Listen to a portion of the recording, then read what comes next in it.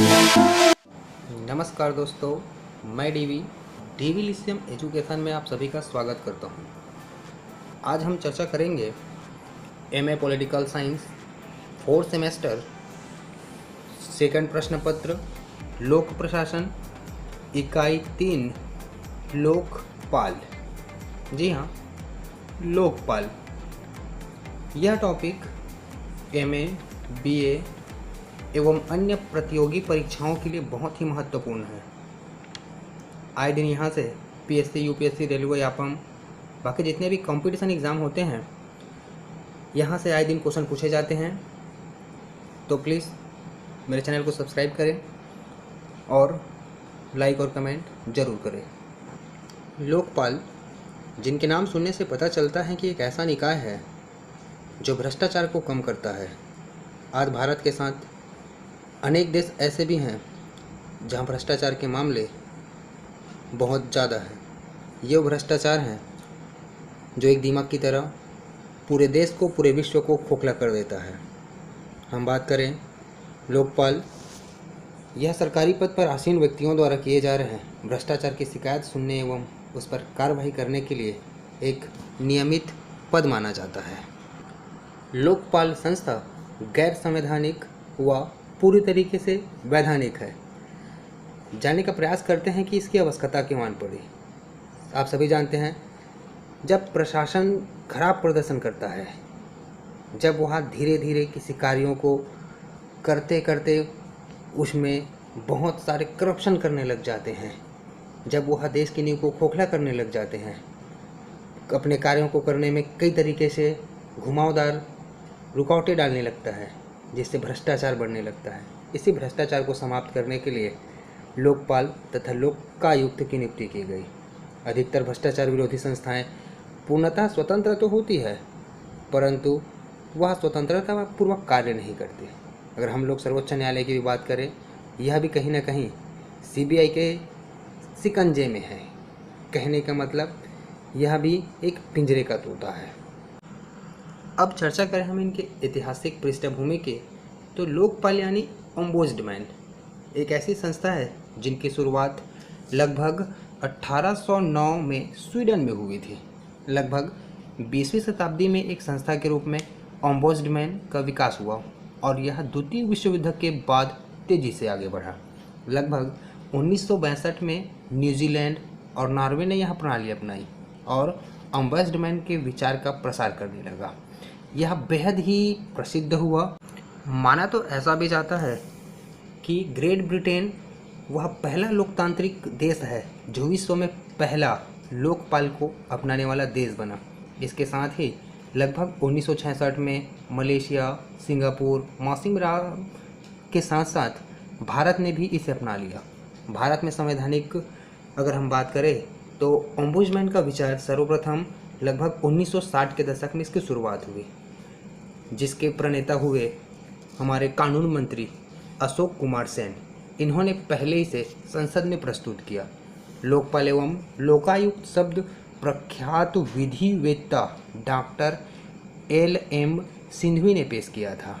आगे बात करें, वर्ष 1966 में प्रथम प्रशासनिक सुधार आयोग ने, जी हाँ, यहाँ से क्वेश्चन बनते हैं। प्रथम प्रशासनिक सुधार आयोग 1966 ने सरकारी अधिकारियों अर्थात संसद सदस्य में शामिल शिकायतों को देखने के लिए केंद्रीय तथा राज्य स्तर पर 2 स्वतंत्र प्राधिकारियों की स्थापना की, जिसमें लोकपाल और लोकायुक्तों को शामिल किया गया था। यह एकमात्र सिफारिश थी जो उस समय पास नहीं हो सका था। समय आगे बढ़ते गया और हम पहुंच गए लगभग 1968 में। इस समय लोकसभा में लोकपाल विधेयक पारित हुआ, लेकिन लोकसभा के विघटन के साथ ही यह कालातीत हो गया और इसके बाद से लोकसभा में कई बार कालातीत हुआ। वर्ष 2011 तक विधेयक पारित करने के लिए 8 प्रयास किए गए, लेकिन सभी असफल हुए। वर्ष 2002 में MN वेंकटेया की अध्यक्षता में संविधान की कार्यकारिणी की समीक्षा के लिए गठित आयोग ने लोकपाल व लोकायुक्त की नियुक्ति की सिफारिश करते हुए प्रधानमंत्री को इसके दायरे में रखने की बात कही। लगभग वर्ष 2005 में वीरप्पा मोइली की अध्यक्षता में द्वितीय प्रशासनिक सुधार आयोग, जी हाँ, 2005 में द्वितीय प्रशासनिक सुधार आयोग की सिफारिश की गई। समय निकलता गया और लोकपाल संबंधी अधिनियम यूं ही आगे बढ़ते रहा। लगभग 2011 में सरकार ने प्रणब मुखर्जी की अध्यक्षता में मंत्रियों का एक समूह भ्रष्टाचार को लगाम लगाने हेतु सुझाव देना प्रारंभ किया और लोकपाल विधेयक प्रस्ताव का परीक्षण करने के लिए गठित किया। अन्ना हजारे के नेतृत्व में भ्रष्टाचार के विरुद्ध भारत में आंदोलन होना प्रारंभ हुआ।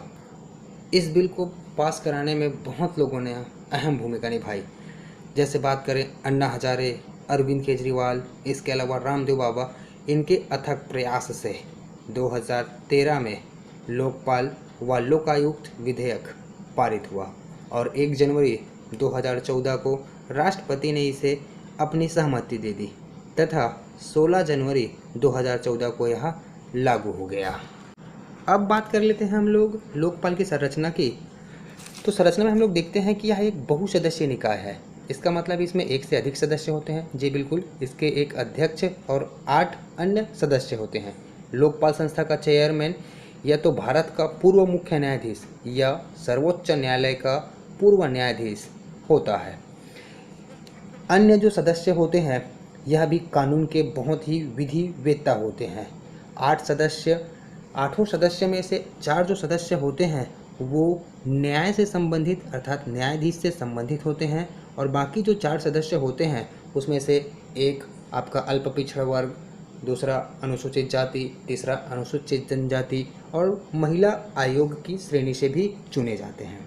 आगे हम लोग बात करें तो लोकपाल संस्था न्यायिक सदस्य या तो सर्वोच्च न्यायालय का पूर्व न्यायाधीश या किसी उच्च न्यायालय का मुख्य न्यायाधीश भी होना चाहिए। लोकपाल के सदस्य और अध्यक्षों की हम लोग बात करें तो इनका कार्यकाल 5 वर्ष या 70 वर्ष की आयु तक है। इसका मतलब यह है कि इसके सदस्य और अध्यक्षों की कार्यकाल एक समान होता है। सदस्यों की नियुक्ति चयन समिति की सिफारिश पर राष्ट्रपति के द्वारा की जाती है। बात करें चयन समिति में तो चयन समिति में प्रधानमंत्री जो कि चेयरपर्सन होता है अर्थात अध्यक्ष होता है, उसके साथ लोकसभा का अध्यक्ष, लोकसभा के विपक्ष के नेता, भारत के मुख्य न्यायाधीश या उसके द्वारा नामित कोई व्यक्ति न्यायाधीश और अन्य प्रवक्ता अर्थात न्यायविद मिलाकर के एक समिति का निर्माण करते हैं जो लोकपाल के लिए व्यक्तियों का चुनाव करते हैं। लोकपाल तथा सदस्यों के चुनाव के लिए चयन समिति में कम से कम 8 व्यक्तियों का एक सर्च पैनल होना चाहिए। सर्च पैनल अर्थात खोजबीन समिति, याद रखिएगा खोजबीन समिति लोकपाल से संबंधित है। अब हम चर्चा करें लोकपाल के क्षेत्राधिकार या शक्तियाँ।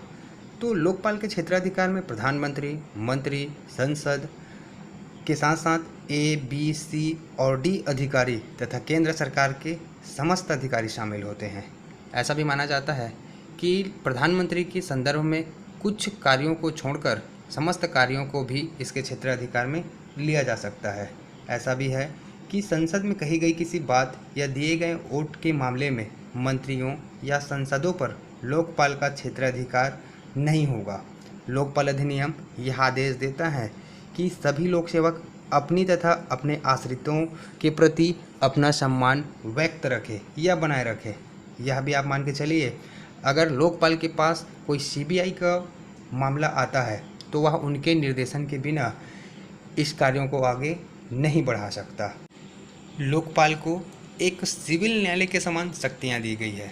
यह भी माना जाता है विशेष परिस्थितियों में लोकपाल उन संपत्तियों को भी जब्त कर सकता है जिनको वह गलत साधन अर्थात भ्रष्टाचार से एकत्र किया हो। लोकपाल एक ऐसे लोक सेवक या लोक सेवक के स्थानांतरण या निलंबन की सिफारिश करने का अधिकार है जो भ्रष्टाचार के आरोपों से जुड़ा हुआ है। यह भी मान के चलिए लोकपाल को प्राथमिक जांच के दौरान रिकॉर्ड को नष्ट करने से रोकने का भी निर्देश देने का अधिकार होता है। इससे स्पष्ट हो जाता है कि लोकपाल बहुत ही महत्वपूर्ण संस्थाएं हैं। हम इसमें मोटी मोटी बात कर ले तो पहला जो लोकपाल हुआ था वो है बिनाकी चंद्र घोष जो 2019 में पद ग्रहण किया हुआ था। इसका कार्यकाल 5 वर्ष का होगा और 70 वर्ष की आयु जो पहला हो। बात कर ले शपथ, तो इसे शपथ सर्वोच्च न्यायालय का मुख्य न्यायाधीश दिलाता है। लोकपाल को हटाने के लिए भी वही प्रक्रिया प्रयोग में लाई जाती है जो न्यायाधीशों को हटाने के लिए, अर्थात महाभियोग के माध्यम से इसे हटाया जा सकता है। इसके हम लोग वर्तमान में वेतन की बात करें तो इसके मुख्य अध्यक्ष को मिलता है लगभग 2.5 लाख रुपए और अन्य सदस्यों को मिलता है 2,25,000 रुपये। लोगों के द्वारा प्रायः लोकपाल और लोकायुक्त को एक साथ लिया जाता है। हम आपको बता दें कि लोकपाल जो होता है यह केंद्र स्तर पर होता है और लोकायुक्त जो होता है वह स्टेट लेवल पर होता है। लोकपाल कानून 2013 में एक साल के भीतर राज्यों में उच्च पदों पर भ्रष्टाचार खत्म करने के लिए लोकायुक्त नियुक्त करने के लिए कहा गया था, लेकिन डेडलाइन खत्म हो जाने के बावजूद आज भी कई राज्यों में लोकायुक्त नियुक्त नहीं किया गया है। आगे वीडियो में हम लोग लोकायुक्त के बारे में चर्चा करेंगे, जहां उनकी संपूर्ण जानकारी आपको दी जाएगी। आज के लिए बस इतना ही, मिलते हैं नेक्स्ट वीडियो में, तब तक के लिए थैंक यू।